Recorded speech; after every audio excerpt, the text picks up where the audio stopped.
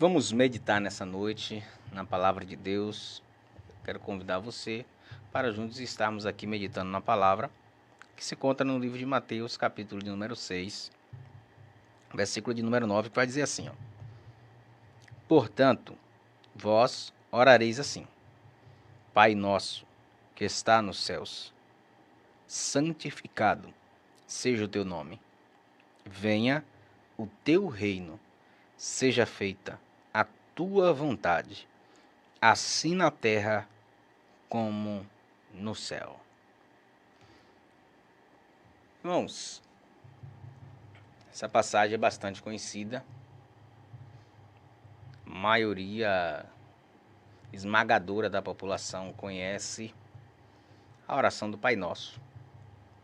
Mesmo aqueles que não professam fé nenhuma conhecem a oração do Pai Nosso.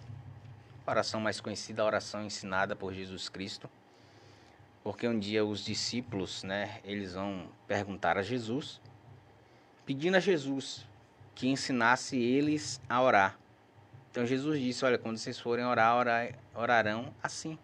Vocês orareis assim: Pai nosso que estás nos céus, santificado seja o teu nome, venha a nós o teu reino.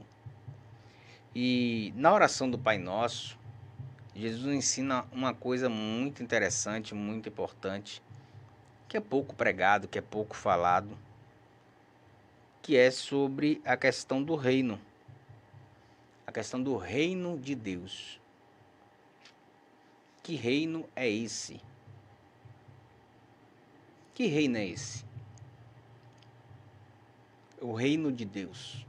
O reino dos céus.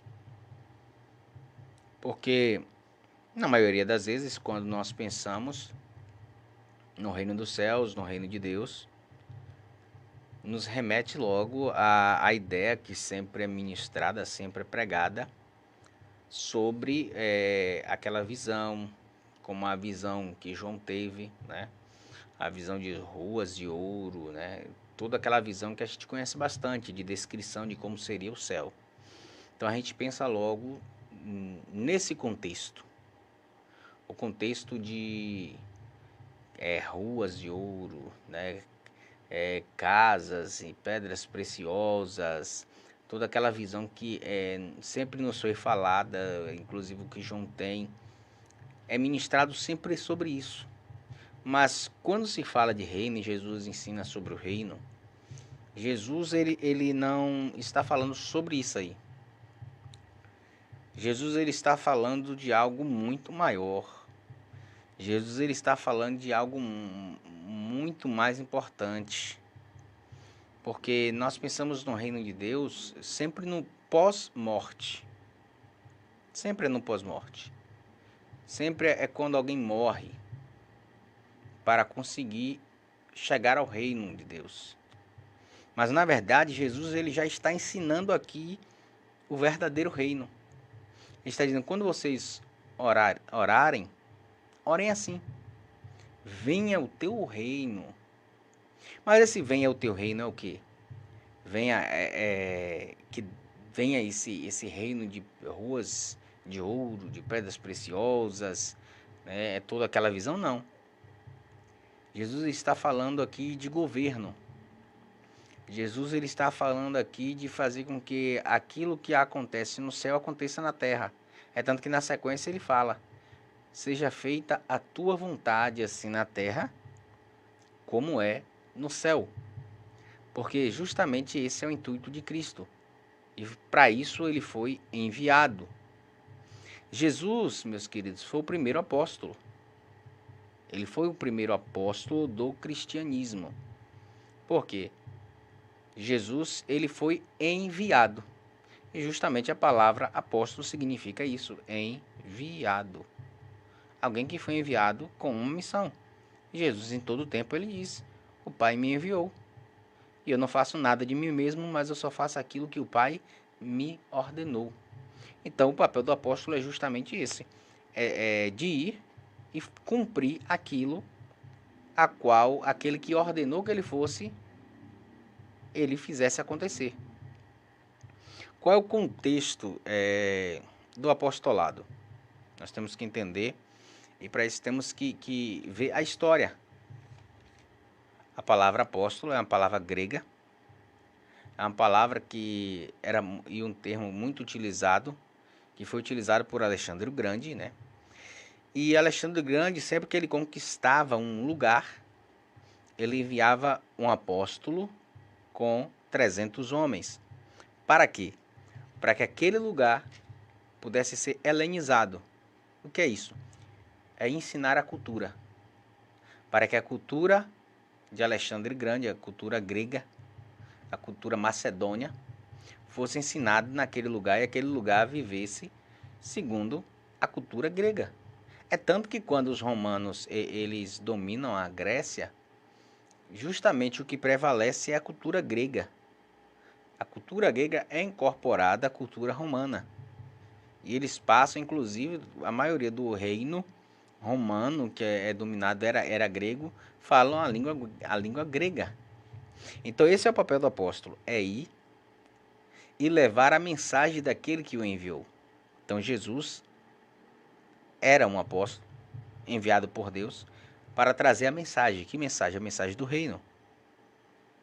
Não é a mensagem da cruz. Jesus nunca pregou a mensagem da cruz. Jesus sempre pregou o evangelho do reino, boas notícias. E qual era a boa notícia? O reino. Que o reino de Deus estava entre nós. Justamente no começo do seu ministério, Jesus começa pregando e ele vai ser questionado quando ele faz a libertação de alguém. Ele liberta alguém que estava possesso e alguém fala que ele expulsava por Beelzebul.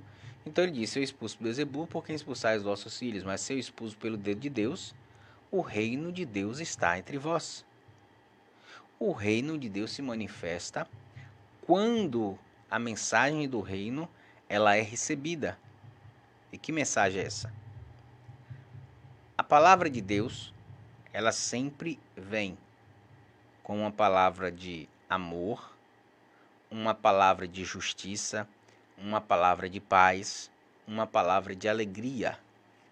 A mensagem do reino, e Paulo ele vai escrever isso dizendo que o reino de Deus não é comida nem bebida, mas o reino de Deus é paz, justiça e alegria no Espírito. Então, o reino de Deus é paz, justiça e alegria no Espírito. E essa mensagem foi a mensagem que Jesus trouxe, a mensagem do reino, para que vivêssemos o reino. Mas, desde quando a igreja ela perdeu parte do seu fundamento, depois dos primeiros séculos, ali depois do século II, a igreja ela começa a perder o fundamento que ela tinha, que era o fundamento dos apóstolos e dos profetas. É justamente o que Paulo fala aos Efésios, que a igreja é edificada sobre o fundamento dos apóstolos e dos profetas.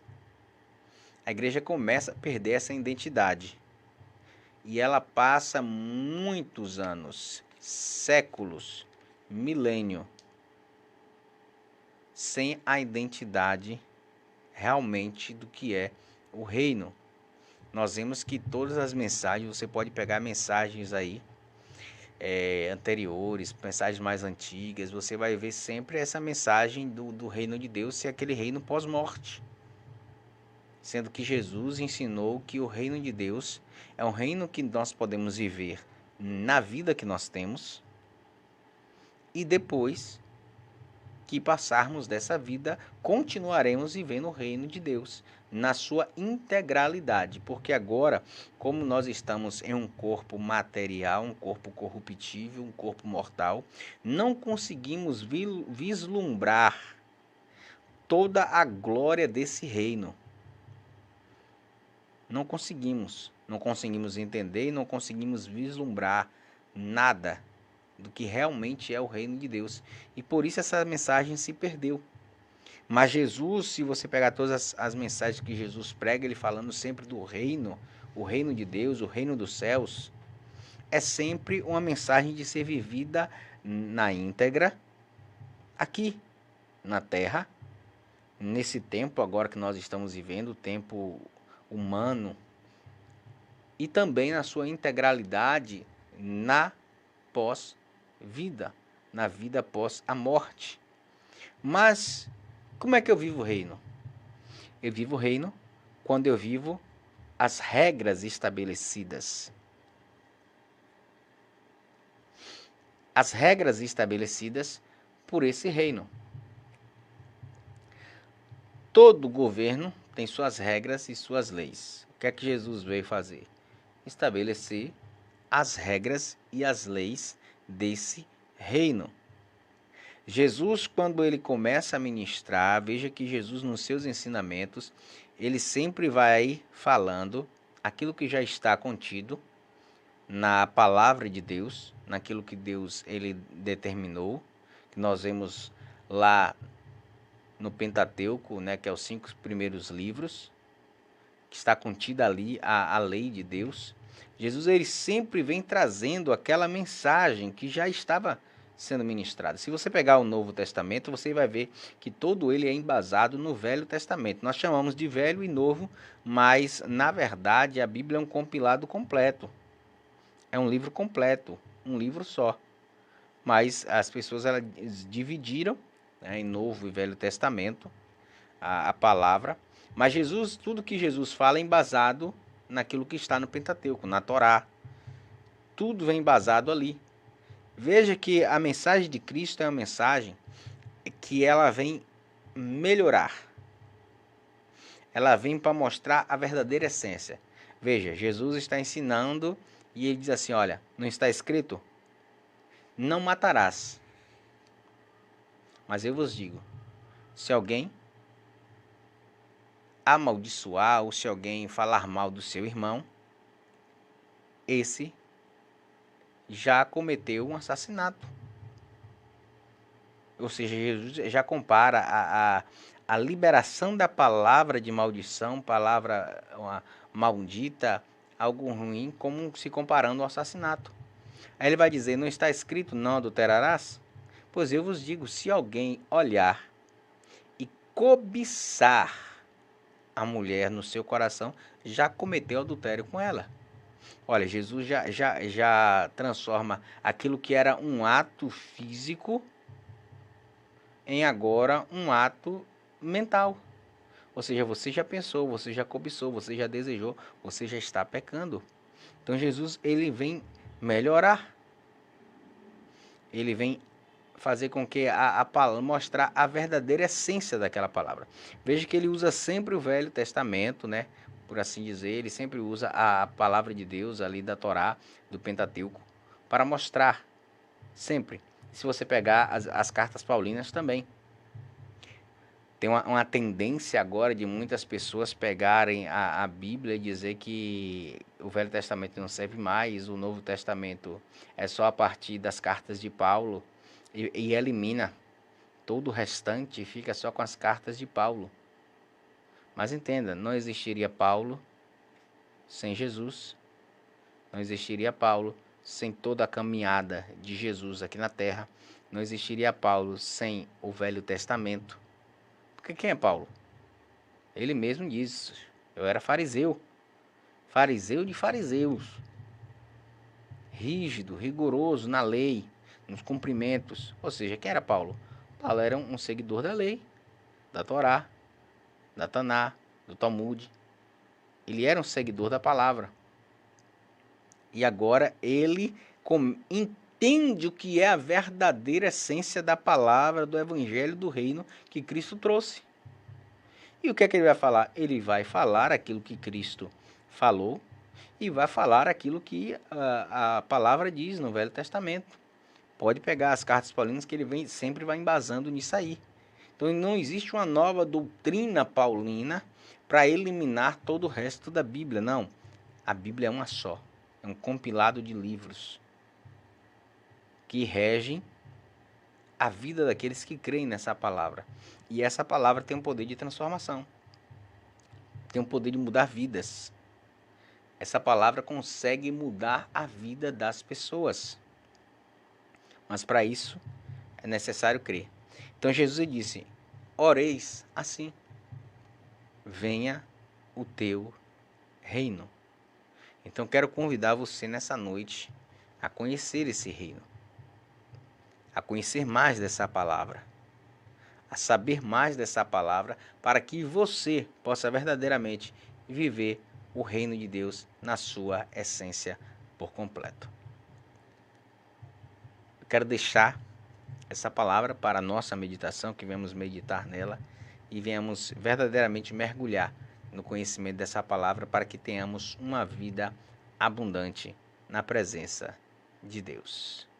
Que essa palavra possa trazer reflexão para a sua vida, possa trazer bênçãos para a sua vida, é o que eu te desejo, em nome do Senhor Jesus.